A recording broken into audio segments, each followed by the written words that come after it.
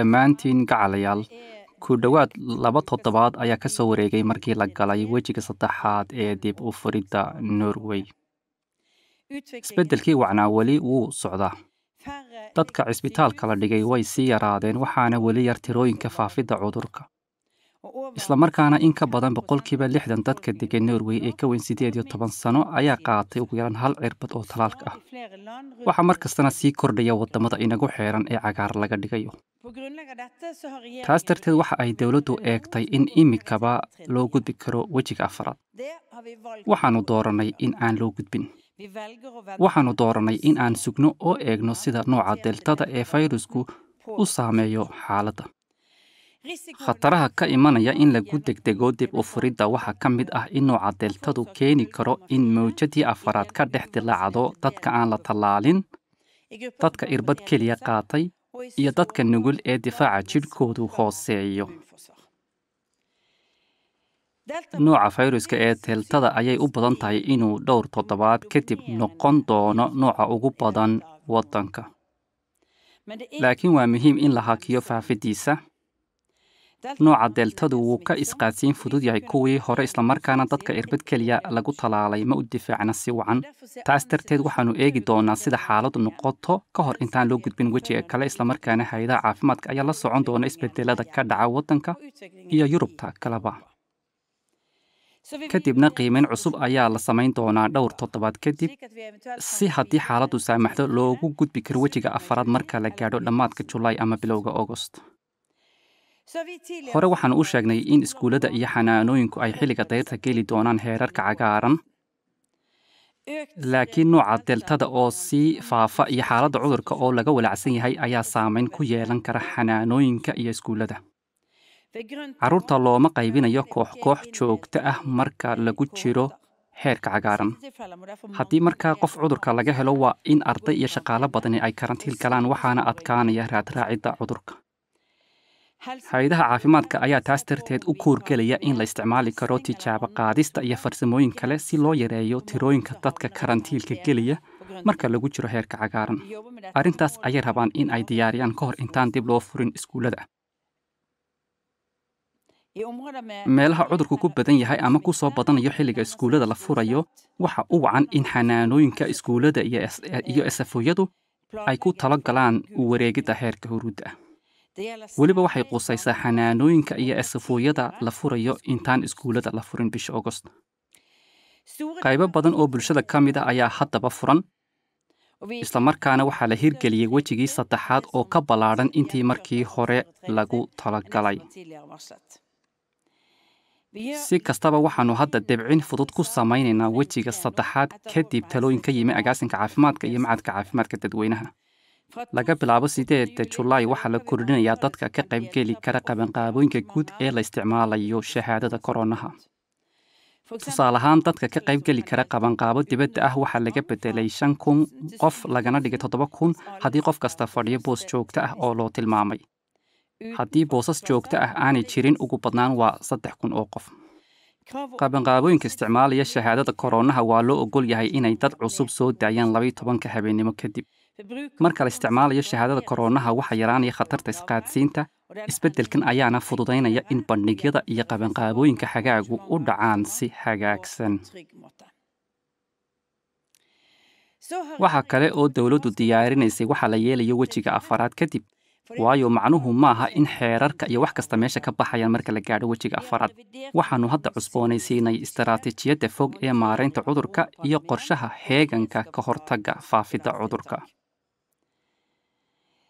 wejiga ku xiga wejiga afraad waxaa loogu yeedhi doonaa xaalad caadi ah oo leh heegan dheeraad ah.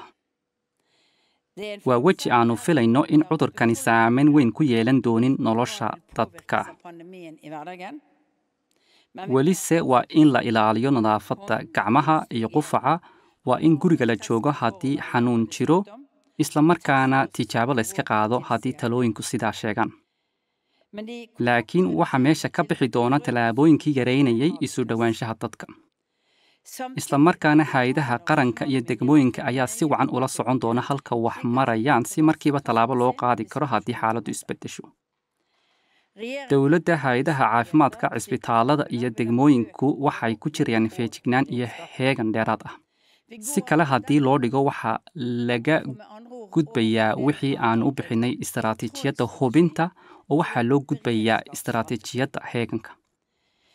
Marka ugu horeysa ee la eegi doono in loo gudbi karo wejigaas waa bilowga Sebtembar.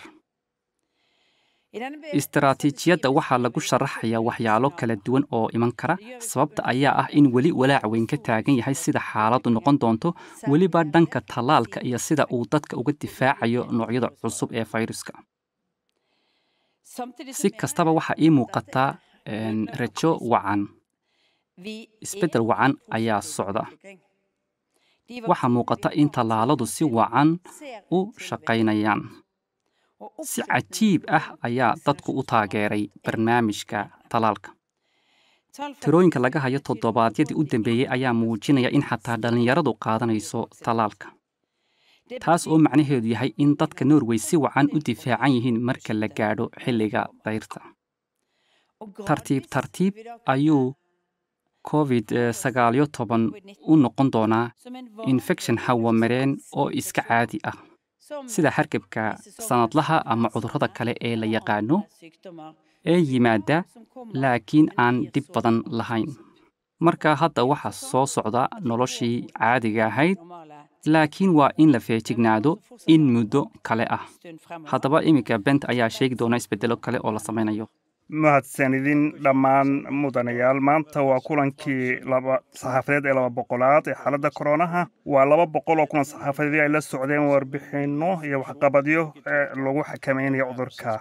Waa 200 oo kulan saxaafadeedyo lahaa kor u kacyo iyo hoos u dhacyo labadaba, oo lahaa sohdimo wareegsan mitir cabiris iyo xeerar cusub la raaco. In kulan saxaafadyadu sidaa u badnaadeen waxayna tusaysaa inaynu ku jirnay cudurka koronaha ee safmarkaa muddo dheer. Waxaynu baranay wax badan, u dulqaadanay wax badan. Nasiib wanaag, mustaqbalka sidaas uma dheera. Waxaanu u soconnaa dhanka waqtiyo caadi ah. Hadda maadaama dad badani tallaalan yihiin, waa uu ka fiican yahay difaaceenu sidii hore. Xawliga tallaalku waa uu sarreeyaa degmooyinka. Tirada istallaalayaasha cusubina kor ayay u kacaysaa maalin walba. Marka waxaan idin leeyahay aad baad u mahadsan tihiin dhammaan dadka u taagan hawsha iyo intiina soo xaadira waqtiga tallaalka. Dayrta waxaanu qorshaynaynaa in aanu 16 iyo 7 jirada u soo bandhigno tallaalka korona.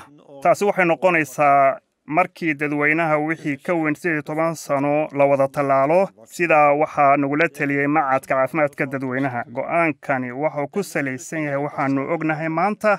Waqtiga soo socda ayaanu ka heli doonaa aqoon iyo waayo aragnimo siyaada ah dalalka tallaalaya da'yarta, taasoo wax ka bedeli karta go'aankan. Sidaa awgeed ayaanu la sugaynaa go'aanka madambaysta ah ee arrintan ilaa Sebtembar kadib markii aanu talooyin cusub ka helno macadka caafimaadka dadweynaha. Tallaalka dadka da'daanihi sida ay qabto saadaasha macadku waxa uu dhici karaa ugu horreyn Oktoobar. Si kastaba ha noqotee, waxaan u sii sheegaynaa arrintan si komuunadu ay waqti fiican uga helaan qorshaynta tallaalka dadka da'daan ah. Sida ra'iisul wasaaruhu ay sheegtay qoraalkeeda, waxaynu haddaba furnay wax badan oo ka tirsan heerka 3. Taas waxaa ka mid ah safarada xuduudaha dalalka. Laga bilaabo maanta waxay wasaaradda arrimaha dibaddu joojisay taladeedii safarka ee ay ka digaysay dhammaan safarada aan laga maarmaanka ahayn ee dalalka ku jira wada shaqaynta dhaqaalaha reer Yurub, Schengen iyo dalalka Ingiriiska iyo dalal gaar ah oo la doortay oo dalalka liiska 3 sida Mareykanka. Dalal badan iyo meelo badan oo Yurub ah ayaa iminka noqonaya cagaar.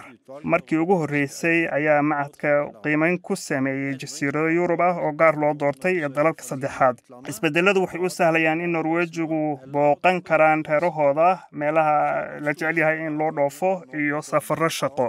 Inkastoo qaybo badan oo Yurub ay hadda cagaar yihiin, waxaanu weli dhinaca safarka soo gelista dalalka adduunka badankooda leenahay xeerar adag. Arrintan uma samaynayno inaan ciqaabno, darteed waxaan u samaynaynaa ka hortag inaan ku khasbanaano in aanu xanibaad gelino Norway mar kale. Faa'iido weyn ayaa inoogu jirta in aanu dib u dhigno faafista cudurka nooca Delta, waayo maalin kasta oo aynu dib u dhigno in nooca Delta uu noqdo midka ugu badan ayaa dadka la tallaalay sii badanayaan oo difaacoodu sii adkaanaya. Waxaa taas laga arki karaa wixii dhacay markii nooca Alfa ay faafistiisu ugu badatay Yurub waqtigii qaboobaha. Denmark iyo Norway aad ayay isugu dhowaayeen ilaa Christmaska marka la eego tirada qaaday iyo tirada u dhimatay batay cudurka, laakiin nooca alfa ayaa si degdeg ah ugu batay Denmark. Waqti ay dad yari tallaalnaayeen ayaan awood u helnay in aanu kontaroolno fayraska muddo ku filan ilaa dadkii u nuglaa Norway la tallaalay. Waxaa taasi tusaysaa in xataa dhowr usbuuc oo dib loo dhigaa ay samayn karto macno weyn.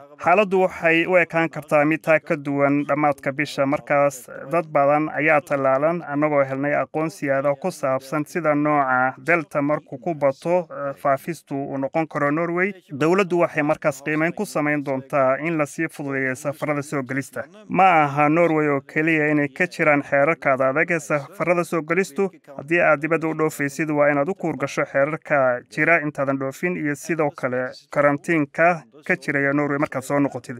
Haddii xaaladda faafista cudurka isbedesho, waxaana isbedelaya xeerarka safarada soo gelista, waxayna taasi ku dhici kartaa muddo kooban si aad u hesho fasaxaga oo lagu talageli karo. Waxaa sidaa awgeed lagu kalsoonaan karaa in la doorto sanadkan fasaxa lagu qaato Norway.